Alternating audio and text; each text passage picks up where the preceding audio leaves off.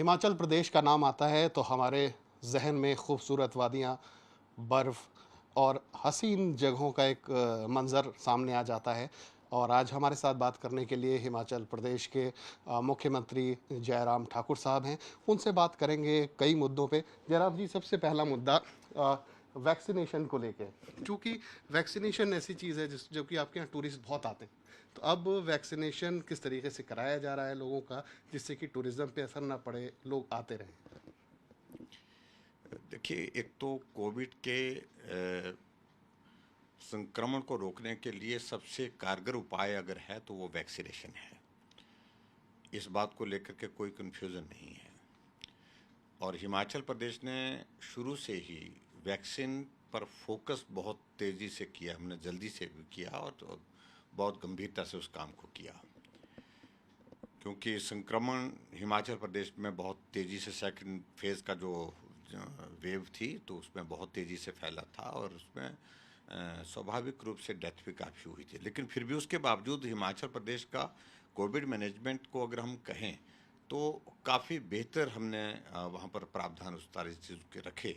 अगर किसी भी पेशेंट को कोविड के बेड की ज़रूरत पड़ी तो बेड उपलब्ध हुआ, किसी को ऑक्सीजन की ज़रूरत पड़ी तो ऑक्सीजन उसको उपलब्ध हुई है, और किसी को अगर वेंटिलेटर की ज़रूरत पड़ी तो वेंटिलेटर उपलब्ध हुआ है। तो ऐसे में सबसे ज़्यादा फोकस हमको करने की आवश्यकता थी। एक तो सेकंड फेज़ में सारे इस संक्रमण को रोकने के लिए जो ट्रीटमेंट हमको करना था तो वो सारी चीज़ें हमने की। लेकिन वैक्सीन पर हमने ज़्यादा फोकस किया कि अल्टीमेटली अल्टीमेटली अगर कोविड के संक्रमण को रोकना है तो रास्ता सबसे ठीक रास्ता और पुख्ता रास्ता जिसको है वो वैक्सीन है। तो हिमाचल प्रदेश में हमने वैक्सीन को लेकर के हमने काम करने की शुरुआत की। हालांकि भौगोलिक परिस्थितियाँ वहाँ की बहुत कठिन है, कई कई दिन कुछ गाँव में पहुँचने के लिए लगते हैं। अब आप अंदाज़ा लगाएं कि बड़ा बंगाल ऐसा है जहाँ 6 दिन एक तरफ चलते चलते उस गांव में पहुंच पाते हैं। हमने हेलीकॉप्टर से वहां पर वैक्सीन पहुंचाई, टीम पहुंचाई, 100% वैक्सीन किया वहां पर। डोडरा क्वार है जहां पर लगभग 12 से 14 घंटे वहां पर लगते हैं पैदल चलने के लिए। तो 12-14 घंटे चल करके जो है स्पेन से जा कर के हमने वहाँ पर वैक्सीन पहुँचाई और उसके बाद वैक्सीन वहाँ पर 100% की। और उसी तरह से मलाना एक गांव है हिमाचल प्रदेश में, उस गांव में देवता है जिसके प्रति बहुत आदर है, श्रद्धा है लोगों के मन में। यानी कि देवता की इजाज़त के बिना कुछ नहीं कर सकते वहाँ पर। जब तक देवता इजाज़त नहीं देगा तो कुछ आप वैक्सीन नहीं लगा सकते थे। तो देवता के यहाँ पर हमने स्थानीय जो कारदार जो लोग हैं उनको भी भेजा और उसका डिप्टी कमिश्नर को भेजा, टीम को भेजा वैक्सीनेशन करने के लिए। वो भी 6 घंटे के लगभग पैदल है। वहाँ पहुँचने के बाद देवता से अनुमति ली, फिर 100% उस गांव को वैक्सीन किया।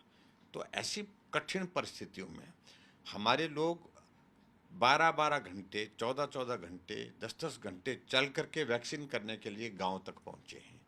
तो ये कठिन काम था हिमाचल प्रदेश में। और बरसात के मौसम में और भी ज़्यादा हमको कठिनाई हुई, क्योंकि जो ट्राइबल का इलाका है उसमें बहुत बड़े स्तर पर जो है नुकसान हुआ, बारिश के कारण लोगों की मृत्यु भी उसमें बहुत ज़्यादा हुई। लेकिन फिर भी मैं इस बात को कह रहा हूँ कि अगर हमारा 12 ज़िले में सबसे पहले कोई ज़िला अगर वैक्सीन में 100% टारगेट को अचीव किया तो लाहौल का जो ट्राइबल का इलाका, नंबर 2 पर किन्नौर का डिस्ट्रिक्ट जो वो भी ट्राइबल का इलाका है। तो अवेयरनेस की दृष्टि से शुरू के दौर में दिक्कत ज़रूर आई थी, क्योंकि बहुत सारी भ्रांतियां फैलाई थी कि ये होगा वो होगा, साइड इफ़ेक्ट्स के बारे में बहुत सारी बातें कही थी। लेकिन लोगों को समझाने के लिए जब हमने चुने वो प्रतिनिधियों के साथ संवाद किया, वीडियो कॉन्फ्रेंस के माध्यम से सबको जोड़ा और हमारे हेल्थ केयर वर्कर्स को जोड़ा, सामाजिक संस्थाओं को जोड़ा, धार्मिक संस्थाओं को जोड़ा कि आओ वैक्सीन के लिए चलिए, वैक्सीन लगानी ज़रूरी है। और यहाँ तक कि अपनी पार्टी के संगठन को भी जिम्मा दिया, पार्टी के संगठन को भी जिम्मा दिया कि वो गांव से लोगों को वहाँ पर बूथ लगाए और बूथ लगा करके वहाँ से लोगों को लेकर के आए और उनको छोड़ करके आए जो चल नहीं सकते हैं, ऐसे बुजुर्ग लोग जो हों। तो इस तरह से इस अभियान को आगे बढ़ाया और मुझे इस बात की प्रसन्नता है कि पूरे देश भर में हिमाचल जो है वैक्सीन को पूरा करने में जो एलिजिबल कैटेगरी थी हमारी 18 साल से ऊपर की, उसमें प्रथम आया, फर्स्ट डोज कंप्लीट कर लिया हमने 103%, यानी कि 103% जो टारगेटेड एक हमारी एक फिगर थी वो हमने कर दी। उसमें 103% का कहने का मतलब ये है कि उसमें जो माइग्रेंट लेबर भी है, उसमें टूरिस्ट भी है। राम जी, हमने देखा जब कोरोना का दूसरा फेज़ ख़त्म हुआ और अनलॉक हुआ तो अचानक से एक बहुत भीड़ सी ह्यूज लोग इकट्ठा हो गए जाके हिमाचल में, और जबकि हाल में कोरोना ख़त्म ही हुआ था। तो उस सिचुएशन को कंट्रोल करने के लिए क्या किया गया, और अब क्या ऐसा किया जा रहा है कि टूरिस्ट भी आते रहें, टूरिज़्म को नुकसान भी ना हो और कोरोना भी ना फैले? देखिए, काफ़ी लंबे अरसे तक कोविड का ये दौर चलता रहा, फर्स्ट फेज़ फिर सेकंड फेज़, और ऐसे कारण इस वजह से कि लोग घर से बाहर निकल नहीं पाए थे लंबे समय तक। जैसे ही कोविड में थोड़ा एक्टिव केस का नंबर कम हुआ पूरे प्रदेश भर में, पूरे देश भर में, तो लोग निकले परिवार के साथ, चलो थोड़ा निकल आते हैं। निकलना कहाँ, तो निकलने के लिए वो हिमाचल जैसे पहाड़ी राज्य में जहाँ खूबसूरती है, जलवायु अच्छा है, कोविड का केसेस भी हमारे पास वहाँ पर उस वक्त नंबर कम था, तो इसलिए वहाँ पर आए और भीड़ भी दिखी। वो शुरू के दौर में थोड़ी सी कठिनाई आई हमको, क्योंकि ऑल ऑफ ए सडन वो क्राउड आया टूरिस्ट का।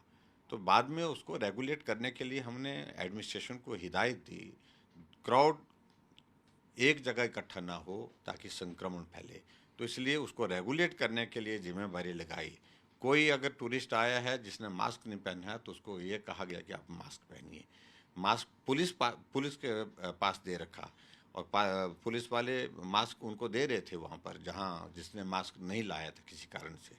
तो इस तरह से हमने परसुएट किया और उसका एक अच्छा परिणाम हुआ। टूरिस्ट भी आया और उसको रेगुलेट भी किया, और उसके साथ साथ क्राउड को भी मैनेज किया। टूरिज़्म इंडस्ट्री एक बड़ा रिसोर्स है हिमाचल के लिए। उसकी अब कोरोना के दौर के बाद उसको बढ़ाने के लिए सरकार की तरफ से क्या कदम उठाए जा रहे हैं? निश्चित रूप से हिमाचल की इकोनॉमी में टूरिज़्म का एक बहुत बड़ा एक अहम रोल रहता है, और सबसे बड़ी बात मुझे इस बात की प्रसन्नता है कि टूरिस्ट हिमाचल प्रदेश में बहुत बड़ी संख्या में इस बार आने के इसमें है, वो आया भी है, और अभी भी आने वाले समय में जब बरसात का मौसम थोड़ा कम होगा तो और बड़ी संख्या में आएगा। तो एक अट्रैक्शन तो हमारे हिमाचल प्रदेश में ये बना है कि जो अटल टनल रोहतांग, उसको देखने के लिए बड़ी संख्या, जो भी आदमी मनाली आता है, शिमला आता है, हिमाचल आता है, तो एक बार उसका मन जब मालूम होता है उसके भी अटल टनल रोहतांग जो है 9 किलोमीटर लंबी है, और विश्व की जो है सबसे बड़ी टनल है इस हाइट की। 10,000 की हाइट से ऊपर उसका 10,000 फीट से ऊपर उसकी हाइट है। तो उसको देखने के लिए मन करता है। टनल बनी भी सुंदर है, और आदरणीय प्रधानमंत्री नरेंद्र भाई मोदी जी ने इसका उद्घाटन किया है, अटल जी ने शुरू किया था।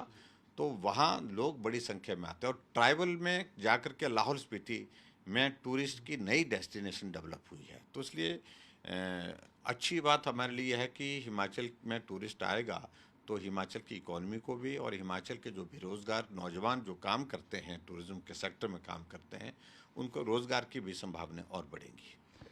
जयराम जी, विरोधी अक्सर ये सवाल उठाते हैं कि जब कांग्रेस की सरकार हुआ करती थी तो हाइड्रो इलेक्ट्रिक प्रोजेक्ट्स लगाए जा रहे थे, बहुत लगाए गए। आपकी सरकार इस दिशा में किस तरह की कोशिशें कर रही है? कांग्रेस की सरकार में तो हाइड्रो प्रोजेक्ट्स बहुत ही कम लगे।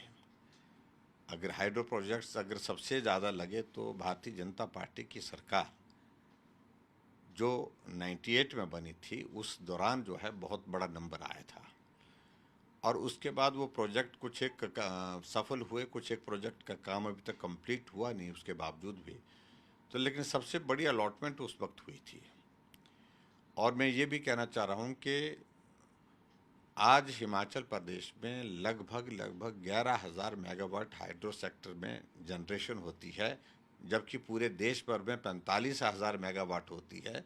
तो उसमें से 45,000 मेगावाट में से 11,000 कंट्रीब्यूशन हिमाचल प्रदेश का है।